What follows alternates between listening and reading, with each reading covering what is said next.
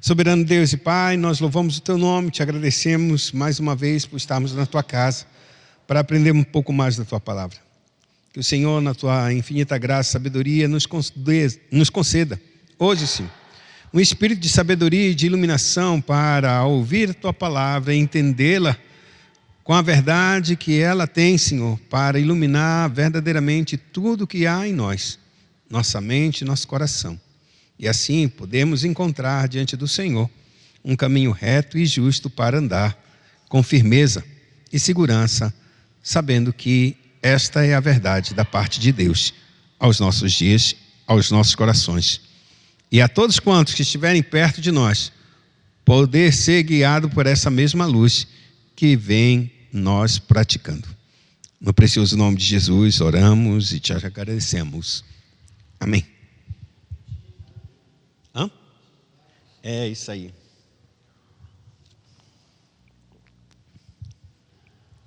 Deixa ela no ponto aí que aí eu só faço ligar aí. Obrigado, Augusto. Amados, a gente está estudando conceitos do que tem acontecido neste mundo. Exatamente a linha de pensamento que esse mundo chegou e a igreja está inserida neste mundo. E muitas vezes ela acaba cedendo a esses pensamentos. Por isso que o apóstolo Paulo, já ainda no primeiro século, ele ensinava a respeito da vã filosofia, de conceitos gregos, de pensadores gregos, que entravam e uma vez que a pessoa, lembre-se, a igreja ela entra, quando eu falo igreja, o reino de Deus ele avança sobre toda a sociedade. Sobre cada pensamento de cada indivíduo que exista nessa sociedade, seja ela nossa, seja ela de de uma região inóspita, de uma tribo, o evangelho vai chegar. Só que quando esse evangelho chega, o evangelho ele não chega como naturalmente ele deveria ter chegado. Se você parar para pensar, se você for ler as cartas, você percebe que as cartas do apóstolo Paulo, que ele que trata grande parte dos problemas da igreja, o evangelho que alcança as pessoas, não chega com as pessoas dizendo assim mesmo, olha, o judeu usava barba, isso e aquilo outro. Ele não chega com usos e costumes dentro da igreja. Se ele vai para um romano, se ele vai para qualquer outro povo, ele não leva um costume judeu para aquele povo.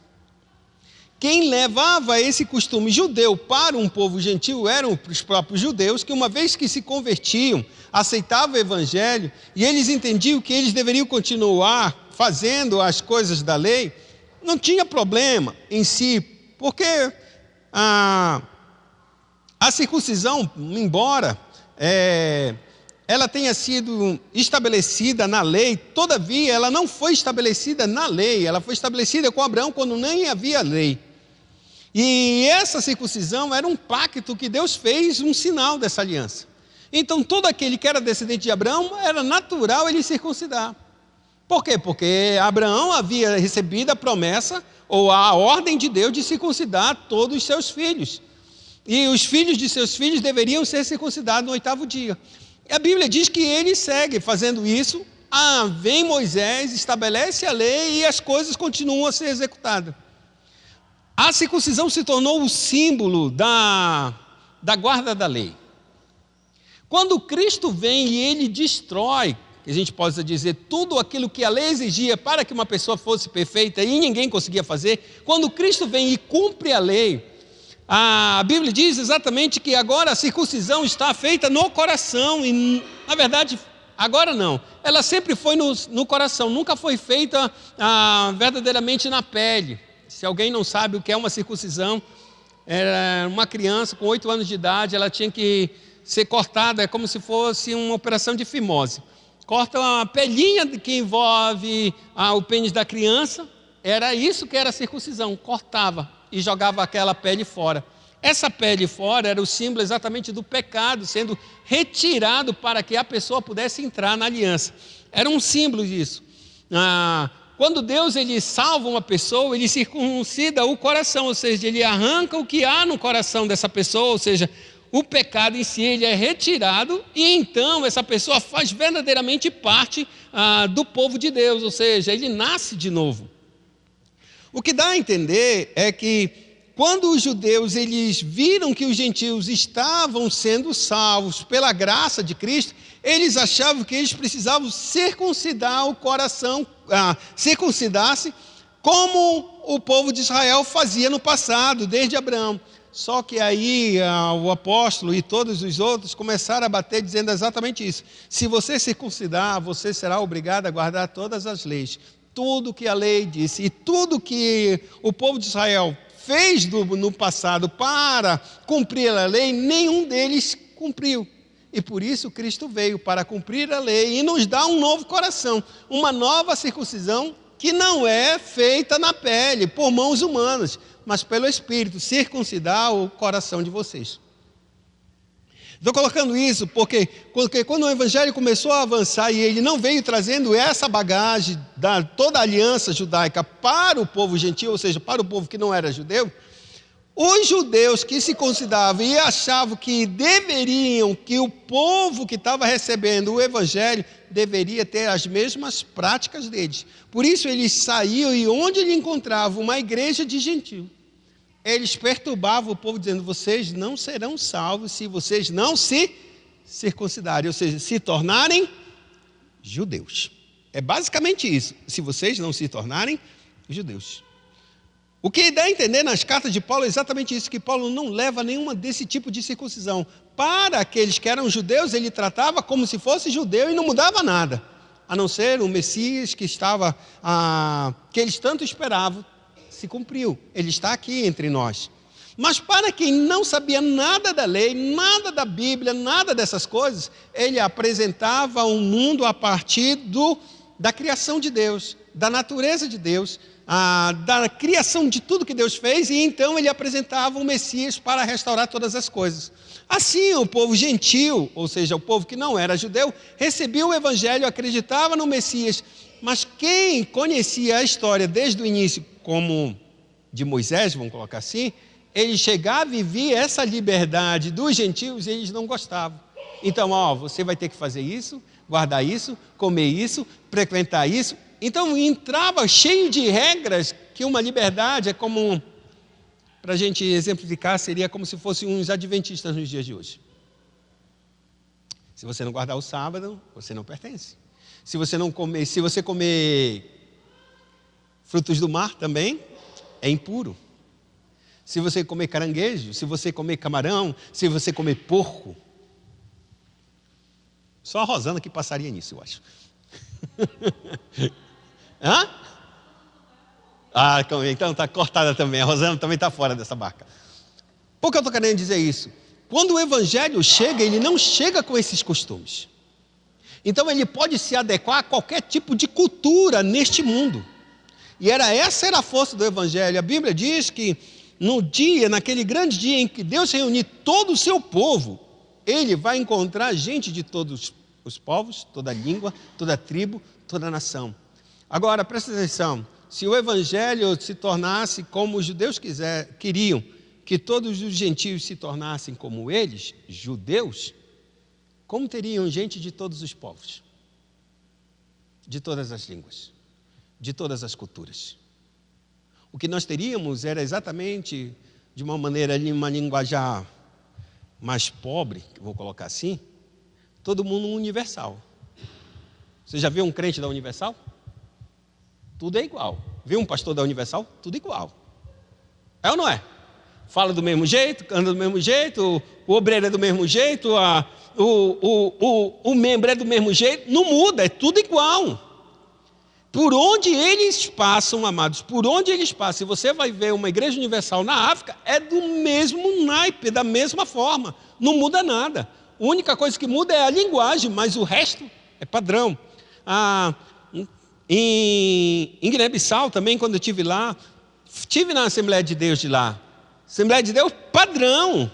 Os caras vestiam de terninho, sol de 50 graus, irmão, 40 graus, o cara está de terno e gravata. É assim. Por que eles chegam? Porque eles chegam que acham que isso é doutrina. mas isso é uso e costumes. Então, o povo que não é da Assembleia de Deus, ou seja, o povo que não é convertido, ele olha para esse povo está mudando os nossos costumes.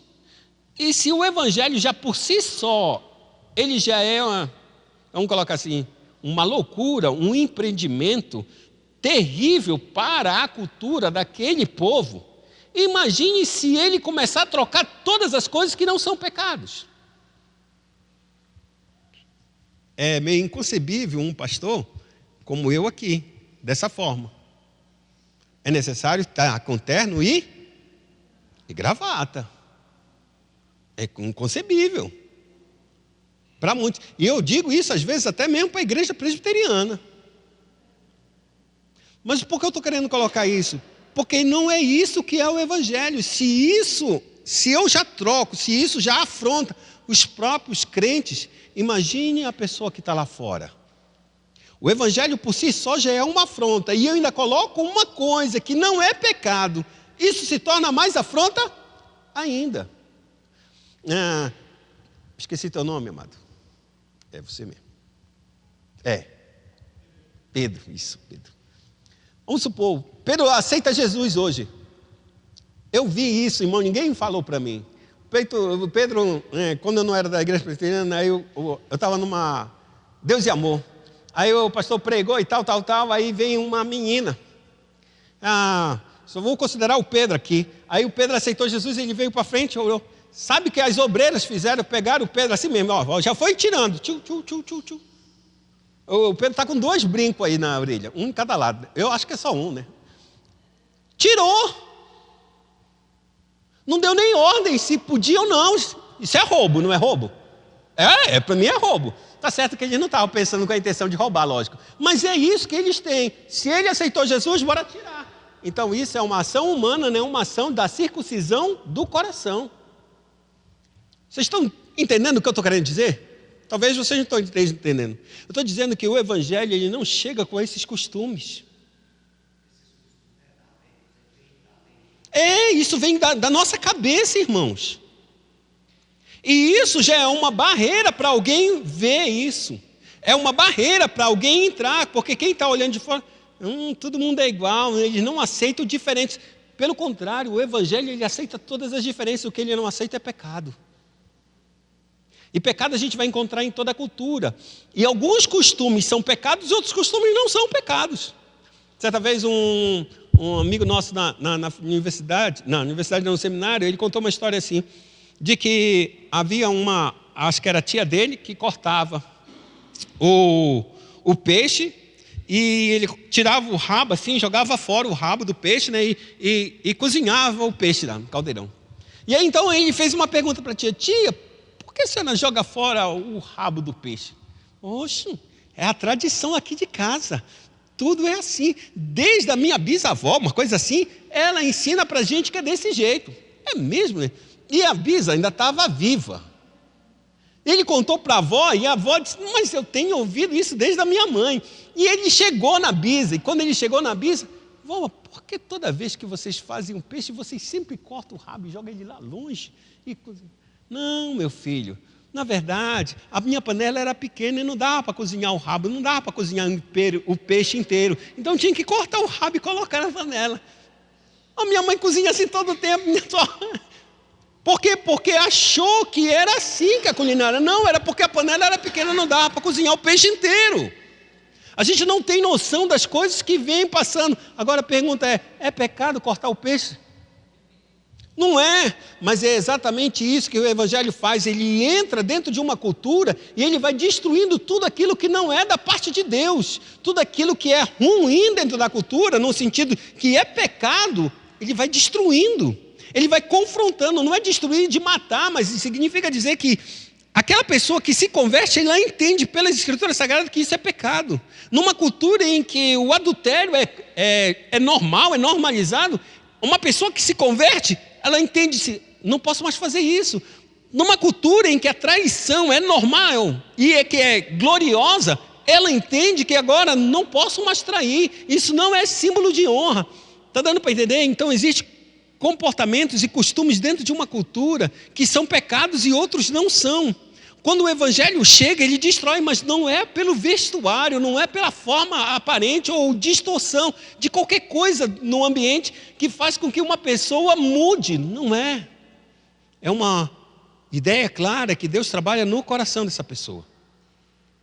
E isso faz com que o evangelho não tenha barreiras.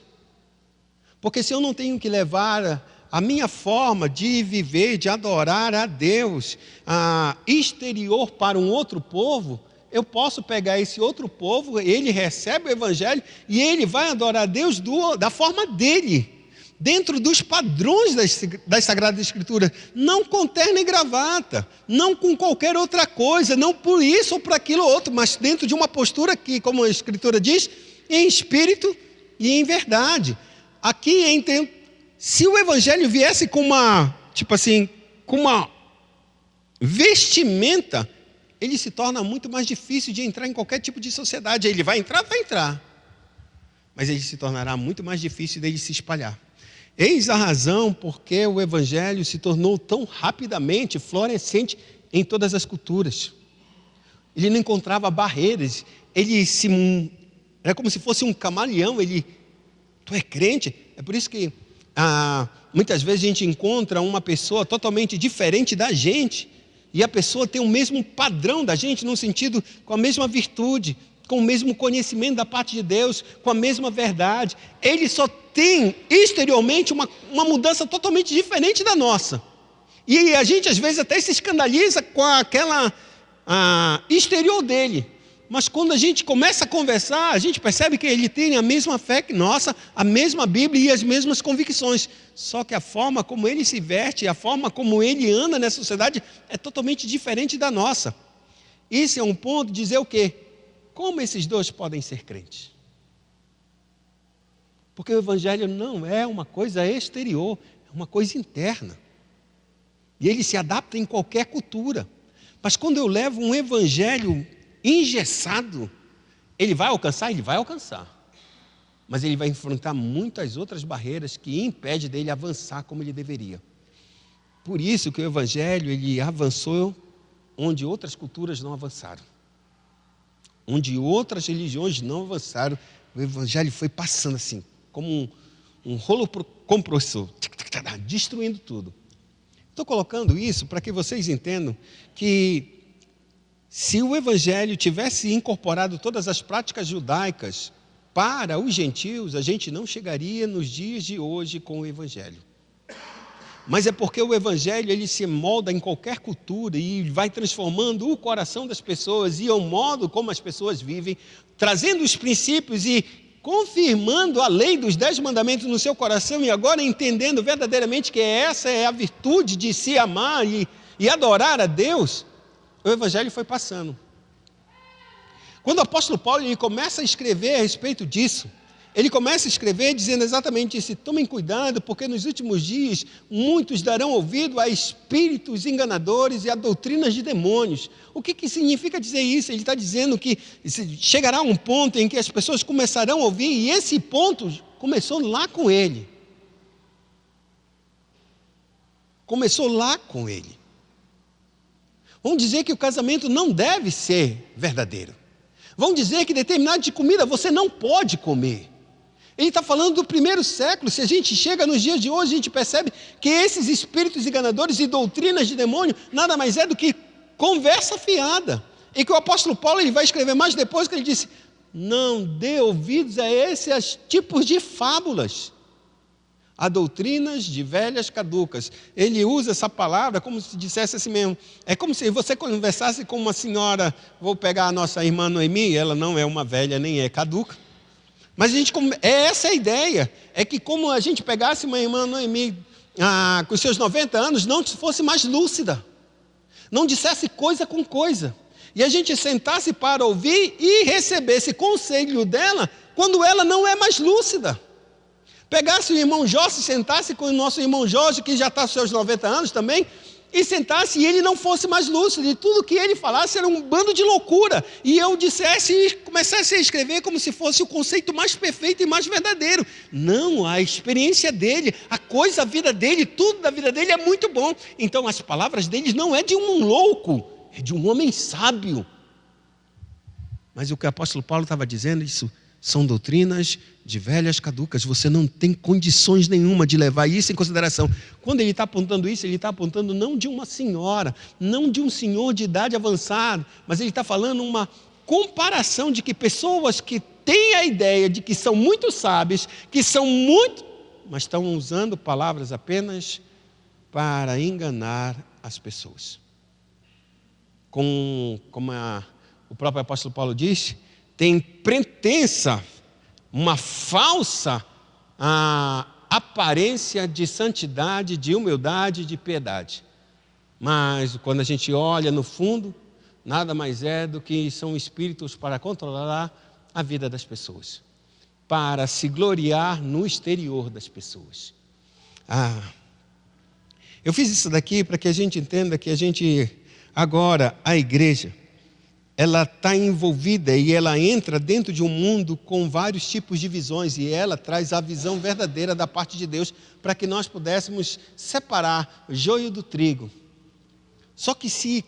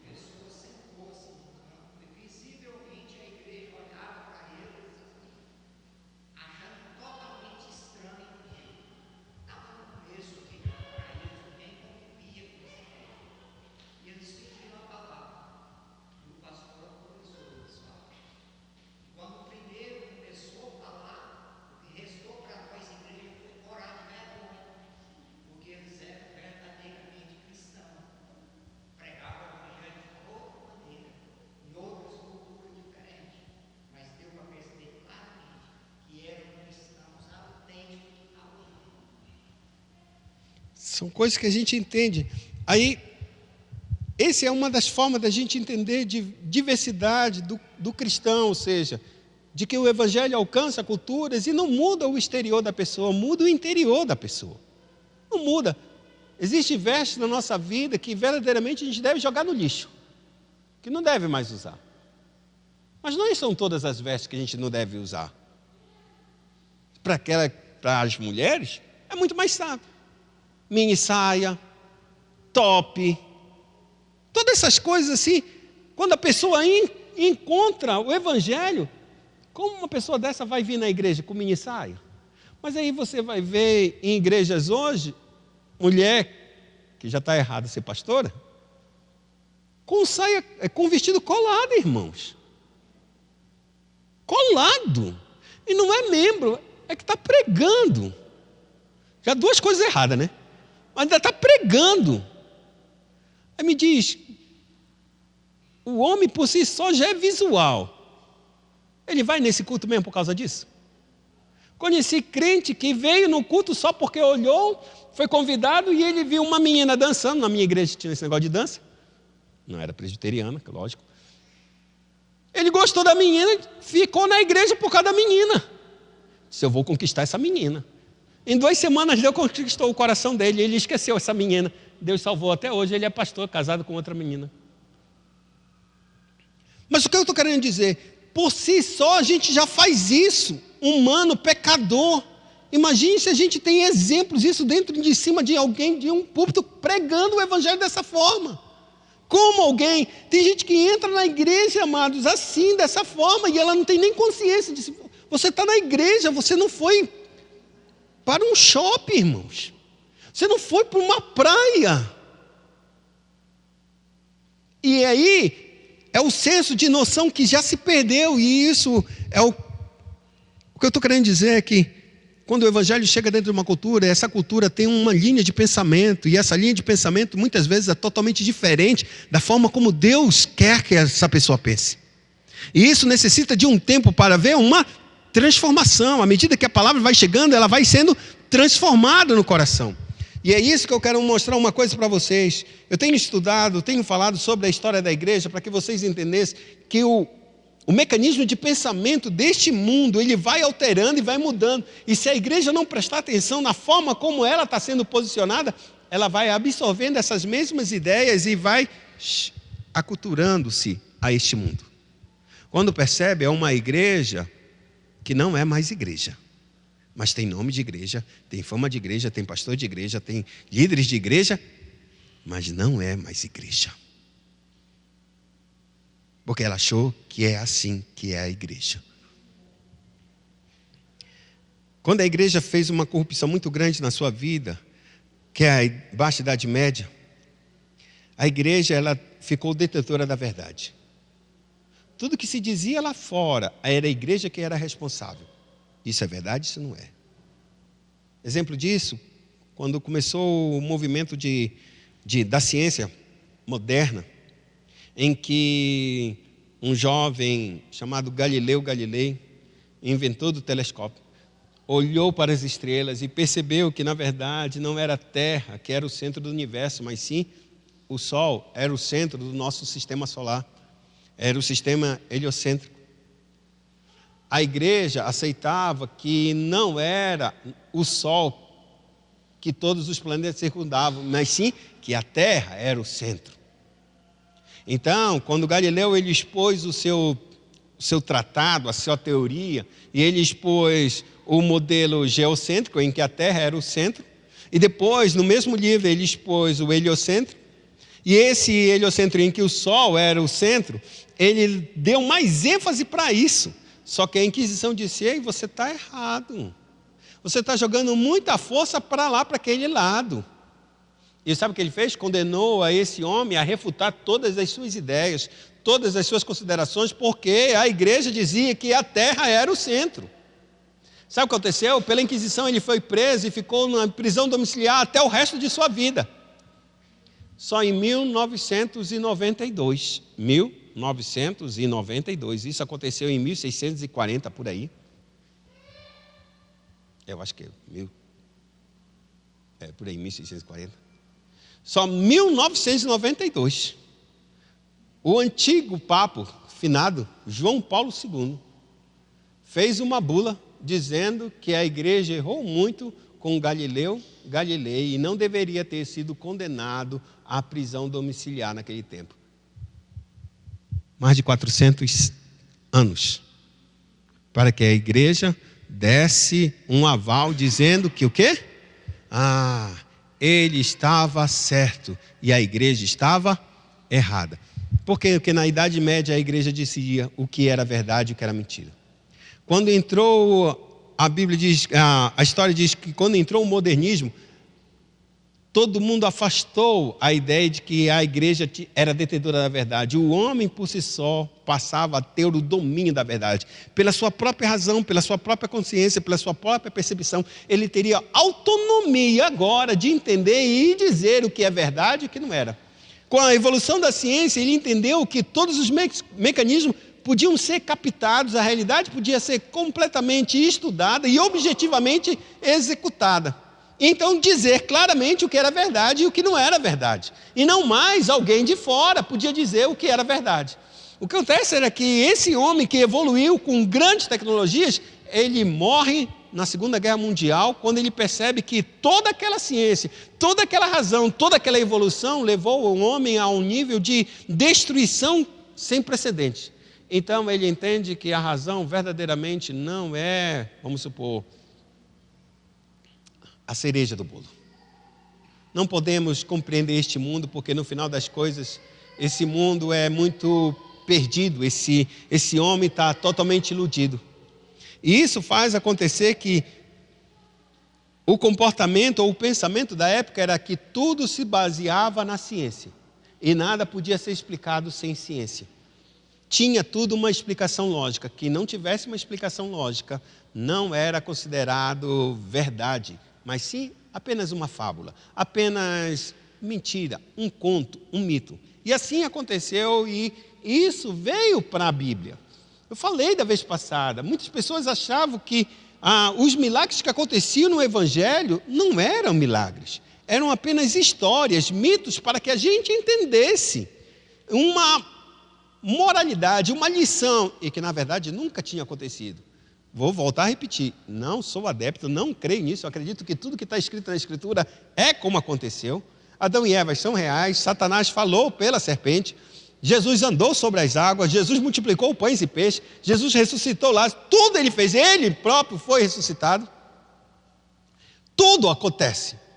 Mas existe uma linha das igrejas hoje, que não acreditam nessa forma, que acreditam nem que Cristo ressuscitou.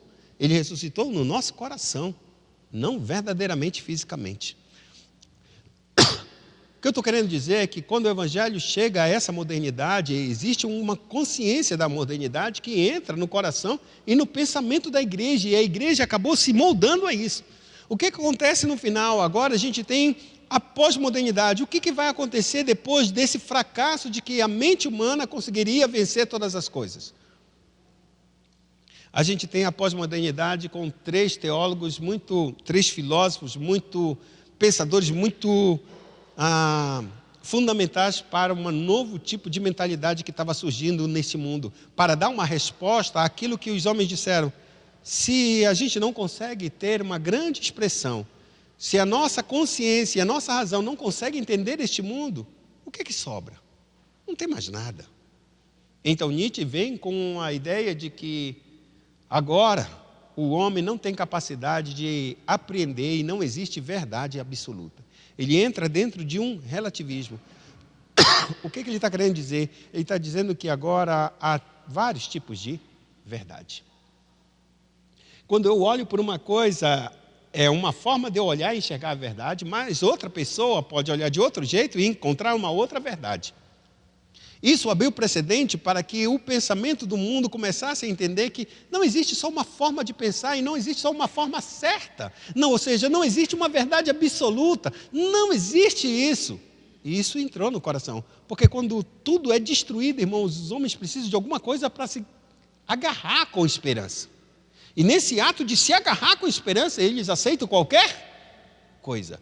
Quando o apóstolo Paulo escreveu, disse: cuidado que nos últimos dias muitos darão ouvido a espíritos enganadores e a doutrinas de demônios. Essa doutrina veio de fora, não veio da igreja. Mas quem que sustenta a verdade como absoluta? Não é a igreja? Não é a igreja? É a única que sustenta que existe uma verdade absoluta. Não tem duas, não tem três. Ela sustenta que a própria ciência é uma verdade absoluta, desde que ela entenda a verdade da criação natural. A gente está numa posição alta. Se eu pular dali daquela janela, eu vou sair voando? Vou ou não? Por que não? Porque eu não tenho asa? Não. Por quê? Porque a gravidade vai me puxar. Por quê? Porque existe uma lei da gravidade. E essa lei da gravidade é uma verdade, não muda. É isso que a igreja dizia. A gente não sabe as leis da ciência, mas a gente sabe que Deus criou tudo dentro de uma ordem. E se a gente descobrir essa ordem que Deus fez, então a gente estabelece leis exatas de que elas não podem ser mudadas, não podem, independente. Não, mas eu acredito que eu sou um pássaro, eu vou pula. Vai perceber que tu é um pássaro, como uma galinha, vai logo pro chão.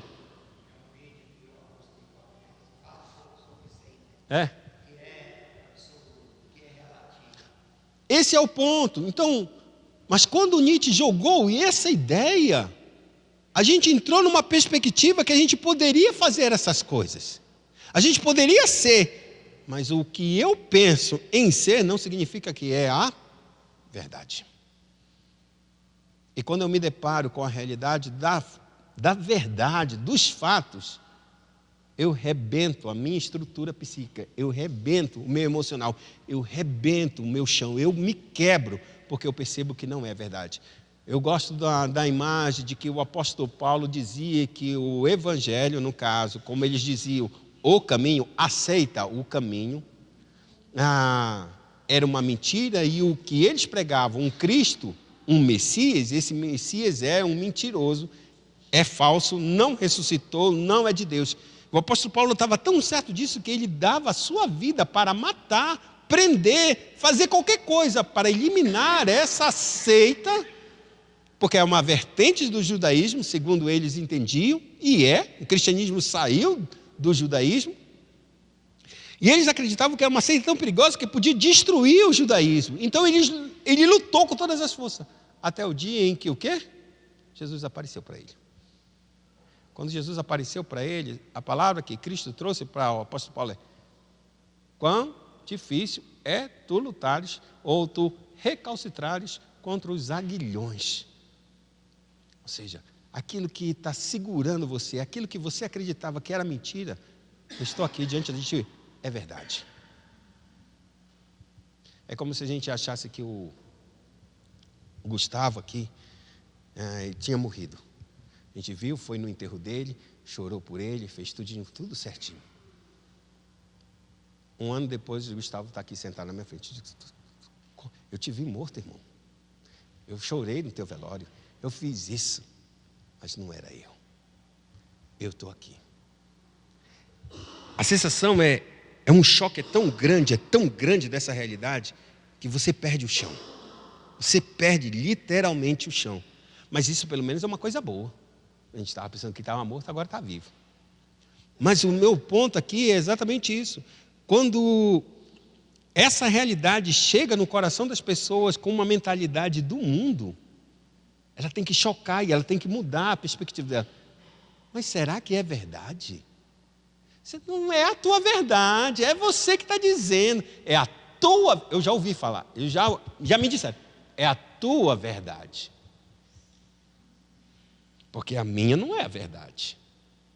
Aí eu disse, tá certo, pode ser mesmo. E eu gosto sempre de dizer assim, mas vamos considerar que um de nós dois está errado. Pode ser que os dois possam estar. É verdade também, pode ser que os dois. Mas pode ser também que eu esteja certo e você está errado. E eu também. Agora vamos colocar no final das contas. Se eu estiver errado e tu estiver certo, o que eu perco? Nada. Porque eu vou já do outro lado, eu vou ficar contigo, eu vou caminhar, eu vou avançar, eu vou evoluir, eu vou nascer de novo, vou reencarnar novamente.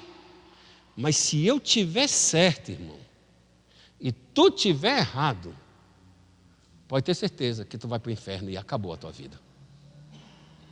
Quer jogar com isso? Quer apostar isso? Porque eu estou apostando a minha vida de que eu vou para o céu. Quem tem mais a perder? Você ou eu? Então, neste mundo em que, quando Nietzsche falou sobre a subjetividade, ou seja, o que é subjetividade? Talvez alguns gostem da minha camisa, outros não vão gostar. Correto ou não? Vai ter motivo de você gostar ou de você não gostar? Alguns vão selecionar, dizem, não gosto porque eu não gosto, sei lá.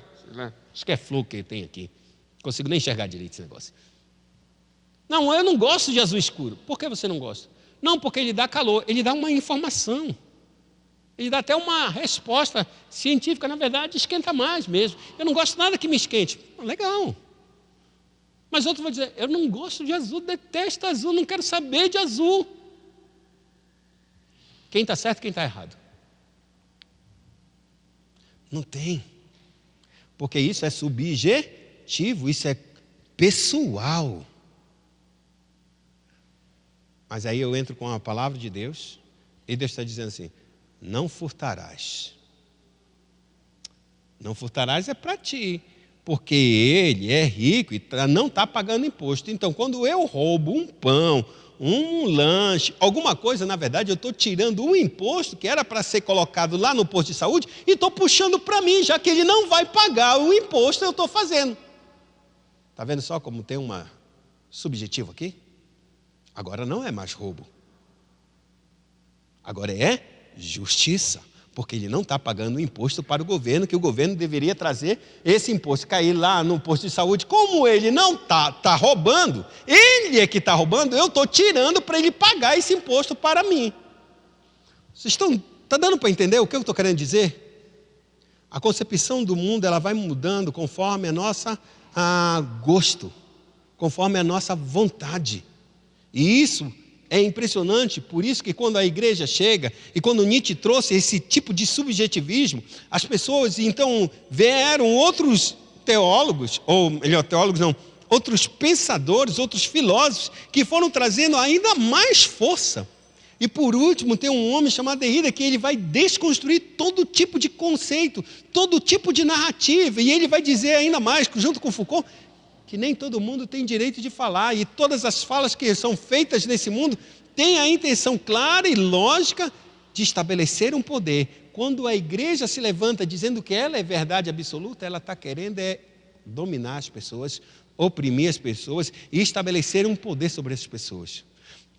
Mas se o governo se levanta, ele não tem essa verdade absoluta, mas ele usa desse artifício, dessa instituição para pressionar, intimidar e dizer o que deve ser e o que não deve ser. Eu encerro com isso, dizendo exatamente que quando a igreja ela viu esses conceitos subir, ela não percebeu o que estava acontecendo neste mundo. E quando esses conceitos sobem, sabe onde eles vão desembocar? Talvez você nunca tenha falado com nenhum desses teóricos. Talvez você nunca tenha lido um desses teóricos. Nietzsche, Foucault ou Derrida. Nunca. Mas você vai ver os conceitos deles nos cinemas, nas televisões, nos filmes, nas artes, nas músicas, na literatura. Esses conceitos vão chegando para nós na moda. E quando esses conceitos chegam, a gente está inserido neste mundo. Então a gente vai lidando com este mundo. E de repente esses conceitos vão entrando na nossa cabeça. Há uns 40 anos atrás, se você pegasse um católico e dissesse assim mesmo para um católico: por que você adora ídolos? Deus disse que você não deve adorar ídolos. Negativo. Não diz nada disso. Diz sim. Me mostra. Aí você pegava a Bíblia e disse: está aqui, Êxodo, capítulo de número 20, leia aqui. Não farás para ti imagens de escultura, não te prostrarás, não adorarás. Quando um católico pegava, ele dizia: mas essa é a tua Bíblia. Pode pegar a tua Bíblia e ler. Eu vou pegar mesmo minha Bíblia e vou ler. Ele pegava a Bíblia dele e começava a ler. Se ele entrasse uma pulga na cabeça dele, ele disse assim: será que isso é verdade? Será que o padre me enganou? Ele pegava a Bíblia e lia. Ele descobria que na Bíblia católica dele estava escrito isso, então ele ia até o padre. Ele ia até o padre e dizia assim mesmo: padre, por que o senhor está ensinando para a gente adorar aqui? A Bíblia está dizendo que... Não, meu filho, não, isso não é. Ele dava um roteiro todo, uma rodeada para enganar o seu membro, e não conseguia. Então o membro vinha e disse: na verdade, eu estou me separando porque a igreja está errada mesmo. A Bíblia está dizendo que é isso, e é a Bíblia católica que está dizendo, então você estava certo. Nos dias de hoje, quando você aponta isso, sabe o que essa pessoa faz?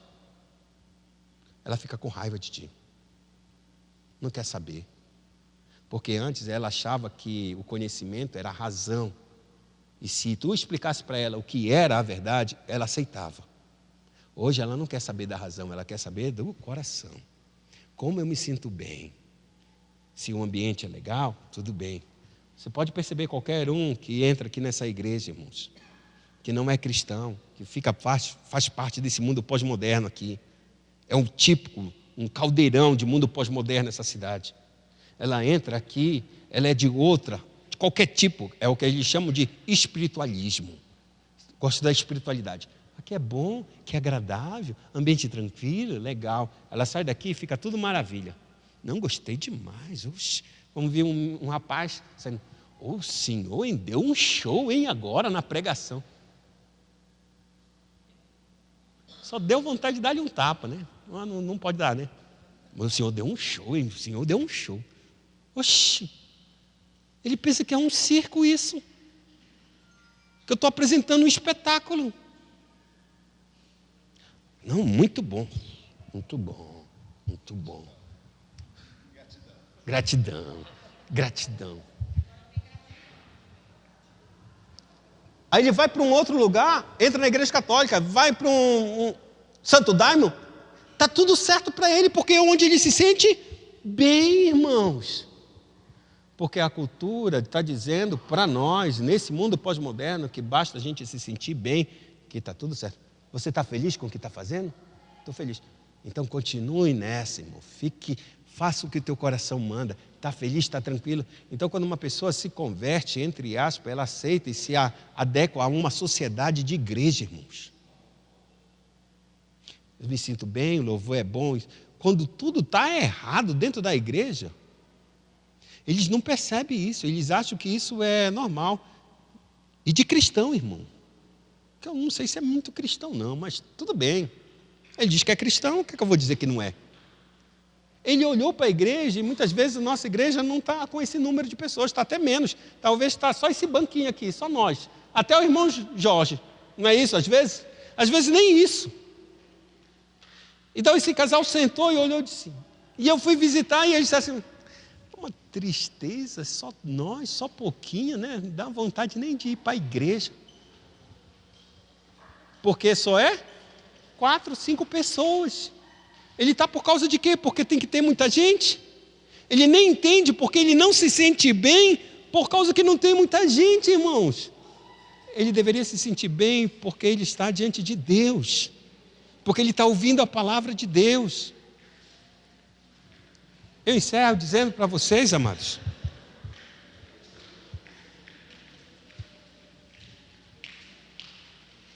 que não é à toa que igrejas hoje fazem circo dentro da igreja. Colocam música, colocam teatro, colocam palhaços, colocam apresentações, colocam danças, colocam filmes, colocam até um ringue. Já vi isso, irmãos. Os jovens gostam de MMA e colocaram um ringue na igreja. Nos Estados Unidos, um pastor se vestiu de Homem-Aranha e saiu andando no púlpito com os cabos de aço, soltando teia. E a igreja?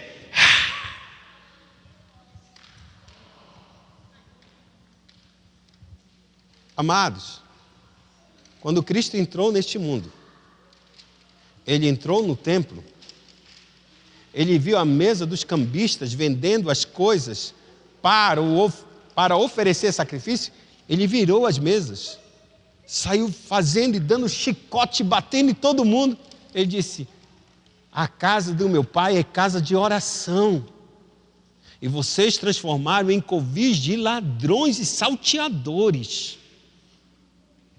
Como vocês vão escapar da ira futura? Se a gente transforma a igreja naquilo que ela não é, irmãos, muitas pessoas que não sabem o que é a igreja vão sentar e vão achar que estão na igreja, vão achar que estão adorando a Deus, e quando não estão, irmãos, quando não estão ouvindo o evangelho, quando não estão sabendo, e embora a Bíblia seja aberta, ela não é pregada, ela não é ensinada. Mas as pessoas vão dizer, me sinto muito bem. Porque a mente dela é uma mente que basta ela se sentir bem, que está tudo certo. Tudo certo. Que a gente entenda mais a respeito do Evangelho, porque no Evangelho não é somente a gente encontrar a verdade, é a gente permanecer na verdade. Foi isso que Jesus falou.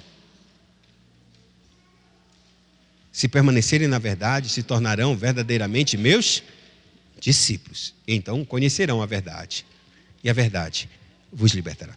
Se permanecerdes na verdade.